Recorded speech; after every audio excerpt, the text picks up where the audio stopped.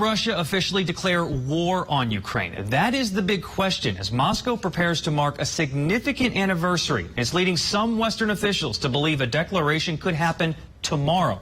For more on what Putin is saying today and what could come from Russia's Victory Day, let's go to our international correspondent William Denslow. Tonight, he's in Riga, the capital of Latvia, a country that borders Russia. Well, Jay, on Sunday, President Vladimir Putin has sent congratulatory telegrams to the leaders of the Luhansk and Donetsk People's Republic, those breakaway regions in the Donbass region of Ukraine. He's also paid tribute to the war effort that Russia saw in World War II. He very much played a key parallel to what happened in World War II and what is taking place in Ukraine today. He said that as in 1945, victory will be ours. He also said that Russian soldiers in Ukraine are working to liberate their native land from what he described as Nazi filth. He said that they are working to prevent the rebirth of Nazism. Of course, that has been one of the key messages that we've heard from Russia since their invasion of Ukraine, that they're there to rid the country of Nazis. That, of course, has been vehemently refuted by Ukraine's President Volodymyr Zelensky. He has said in a retort this weekend that with Russia's invasion, that evil is reborn. Now, of course, on Monday, it's Victory Day in Russia. This is a hugely significant day in the Russian calendar. It marks 77 years now since the Soviet Union declared victory over the Nazis. Now, as every year, we're expected to see missiles and military jets and helicopters be paraded through Red Square in Moscow. But this year, there's added significance. Many are speculating as to whether Russia will seek to declare strategic victories in Ukraine, whether it's in Mariupol or perhaps in the east of the country in the Donbass region. There's also been some speculation as to whether Russia will essentially upgrade what it's describing as the fight in Ukraine. Currently, they're describing it as a special military operation. Some believe they might seek to escalate and call it an all-out war. That, though, has been downplayed by Kremlin spokesperson Dmitry Peskov. Speaking to those rumours, he said they're nonsense. William Denslow for Newsy, Riga. Joining us now is Mike Baker. He's a former CIA covert operations officer and CEO of Portman Square Group, a global intelligence and security firm. Thank you so much for your time today, Mike. Monday is Victory Day in Russia. It's one of the country's most patriotic holidays, commemorating the former Soviet Union's role in defeating the Nazis in World War II.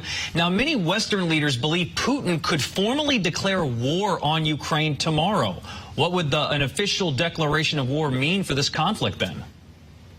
Well, I don't think it's going to really mean anything on the ground. It's not going to change anything. We all understand that this war has been raging for over a couple of months at this point, and the build up to it for much longer than that. So look, Putin is struggling essentially to find a good PR message. He desperately needs to keep a tight grip on the Russian population. He can't afford to have them going sideways over this savagery in the Ukraine. So they've obviously been trying to tighten down on information that gets disseminated to the Russian population. But also there is this, it sounds strange to say, but it's essentially a marketing campaign from Putin and his ever-shrinking circle of close advisors that he trusts to try to justify what they're doing in Ukraine. Let's talk about the U.S. role in all of this. There has been some reporting from several news outlets, including the New York Times, that U.S. intelligence is contributing to the success of the Ukrainian military with regards to the killings of Russian generals in Ukraine and the successful attack on the Russian Navy's flagship. If these reports are true, how much of a fine line is the U.S. walking by providing intel that's contributing to the killings of Russians? Well, it's a very important question that you raised, and yes, the Pentagon is doing a delicate dance here, but the U.S. administration under Biden they've been very clear, right? They've been about there will be no boots on the ground. We will not be sending troops in. So they've drawn that line, but everything up to that line has been viewed as a part of the effort to help Ukrainian people defend themselves. The fact that we're providing intelligence, whether it's signals intelligence, communications, intercept, whatever it may be, to the Ukrainian military, that should come as no surprise to anyone. I'm sure it doesn't to the Russian regime to understand that the Ukrainians may decide to use that actionable intelligence to target Russian military assets. So that part of it shouldn't be a surprise, but it is absolutely essential that we assist them with the collection and dissemination of that intelligence that can help them, again, defend themselves. What they choose to do with it, technically, that is, in fact, a Ukrainian military decision. And, Mike, of course, it's not just the intel. The U.S. has provided Ukraine with billions of dollars in aid in terms of military equipment. Just Friday, the Biden administration announcing another $150 million in military aid. In your expertise, what do we need to give to Ukraine to not only help with the war effort, but to also weaken Russia's army? Yeah, that's a complex question, an important one, and we could spend most of the day talking about it. But it runs on several tracks, which is where we finally gotten. Look, our efforts in some areas, were a little slow out of the gate, but now I think we are moving on all the various fronts. That includes the hardware that you refer to, the military hardware, whether it's the Javelin systems or anything else, ammunition. I mean, it runs the whole gamut, right, that we and our NATO allies have been providing. But there's also, again, the intelligence side of things for providing that. There's the humanitarian assistance.